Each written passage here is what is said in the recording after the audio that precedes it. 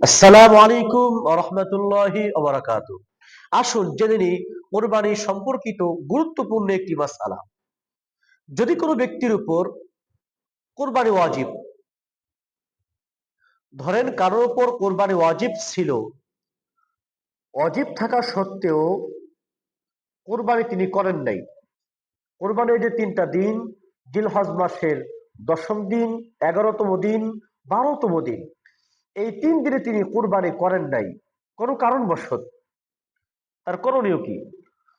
করণীয় হলো কোরবানির পরে তাকে একটি খাসি অথবা একটি দুম্বা অথবা একটি ভেড়া অথবা একটি গরু অথবা একটি মহিষ অথবা উটের ৭ ভাগের ১ ভাগ তাকে আল্লাহর রাস্তায় সদকা করে দেওয়া। একটি খাসির মূল্য অথবা একটি দুম্বার মূল্য অথবা একটি ভেড়ার মূল্য অথবা একটি গরুর মূল্য গরিব মিসকিনদের মধ্যে সদকা করতে হবে তাকে। আর যদি কোনো ব্যক্তি কোরবানির পশু ক্রয় করেছে কিন্তু কোনো কারণবশত তিনি কোরবানি করতে পারেন নাই, এই যে জিলহজের মাসের ৩টা দিন, ১০ম দিন, ১১তম দিন, ১২তম দিন, কোনো কারণবশত তিনি কোরবানি করতে পারেন নাই, এর করণীয় কি?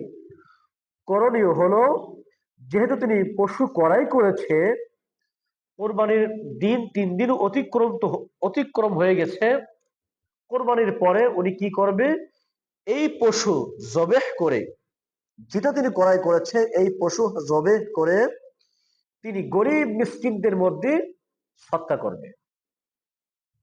এখানে একটা প্রশ্ন, যেহেতু তিনি কোরবানির নিয়তে কোরবানির পশু ক্রয় করেছিল, কোনো কারণবশত তিনি জবেহ করতে পারেন নাই, এখন প্রশ্ন হলো, যেহেতু এই পশু ঈদের পরে কোরবানির পরে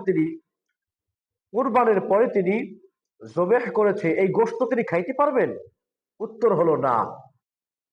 কোরবানির পরে যেহেতু আপনি আপনার পশু জবেহ করেছেন, এই পশুর গোশত একমাত্র হকদার গরিব এবং মিসকিন, কোন ধনী ব্যক্তিদেরকে এই গোশত দিতে পারবেন না এবং নিজেও ভক্ষণ করতে পারবেন না, সন্তানদেরকেও দিতে পারবেন না, মোট কথা নিজের পরিবার এদেরকে দিতে পারবেন না।